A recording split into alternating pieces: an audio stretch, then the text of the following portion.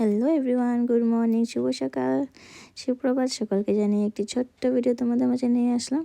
তো ভিডিওটা দেখে অবশ্যই বুঝতে পারছো যে কবের ভিডিও ছিল। সবার আগে বলে দিই, ভিডিওটা আমার একটু এডিট করতে লেট হয়ে গেছে, তো তার জন্য সকলের কাছে আমি ক্ষমা প্রার্থী। হ্যালো এভরিওয়ান, তো আমি অ্যাঞ্জেল সোনাই লামডিং আসাম থেকে বলছি। তো ভিডিওটা ছিল ক্রিসমাসের ভিডিও। অবশ্য দেখেই বুঝে গেছো অনিচ্ছায় যেতে হয়েছে ক্রিসমাসে যে ভিডিওটাতে, মানে দেখে তোমাদের জন্য করব বলে গিয়েছিলাম। তার মধ্যে একান্ত যাওয়ার ইচ্ছে ছিল না, খুব শরীর খারাপ ছিল আর যাব না বলছিলাম। তারপরেও যে গেলাম কেন, হয়তো এটা সবে বলবে।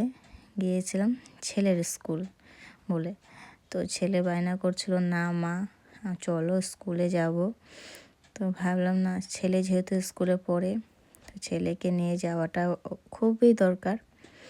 তো এই দেখো ঢুকতেই প্রথম আমার ছেলের স্কুলেই চার্চ।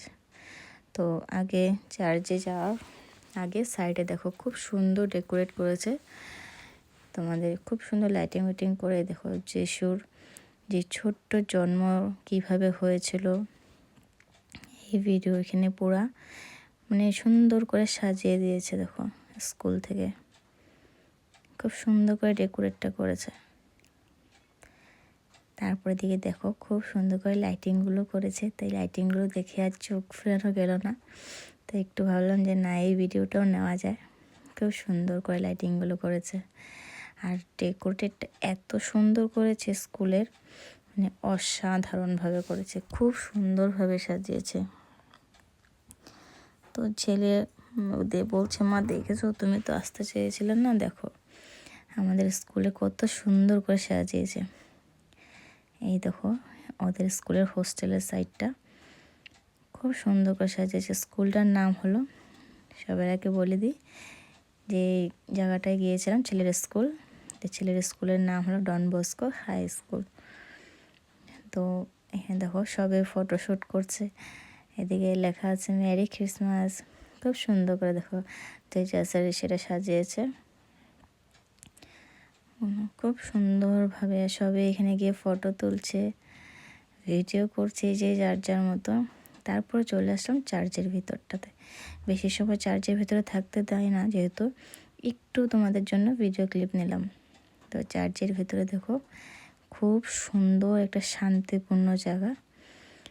তারপর এখান থেকে বেরিয়ে গেলাম, বেশি সময় যেহেতু থাকা যায় না, আর স্কুল বন্ধ করে দেবে 8:30টার সময় বলছিল, সবে অ্যানাউন্স করছে যে স্কুল বন্ধ হয়ে যাবে ওখানে, সবে বেরিয়ে পড়ো জলদি। তো 8:30টার সাথে সাথে দেখি মেন গেট বন্ধ করে দিচ্ছে।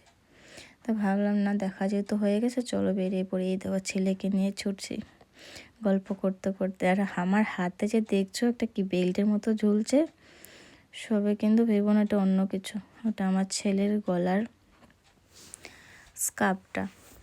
ও হাঁটতে হাঁটতে ওর গরম লেগে গেছে, তার জন্য আমার হাতে দিয়ে দিয়েছে, মা তুমি হাতে রাখো। তো এবার ছেলের সাথে গল্প করতে করতে বেরিয়ে গেলাম। এদিকে এত ভিড় ছিল, মানে প্রচুর পরিমাণে ভিড় ছিল। অনেকরা তো জানে না যে 8:30টার পরে যাব, কিন্তু 8:30টার সাথে সাথে গেট বন্ধ করে দিচ্ছে। তার জন্য সব যে যার যার মধ্যে ছুটে বেরিয়ে যাচ্ছে। আর এদিকে পাশে দেখো স্কুলের পাশে অনেক দোকান বসেছে, যেমন তোমার খাওয়ার আইটেম, এমন ফুল। তো নিয়ে দেখে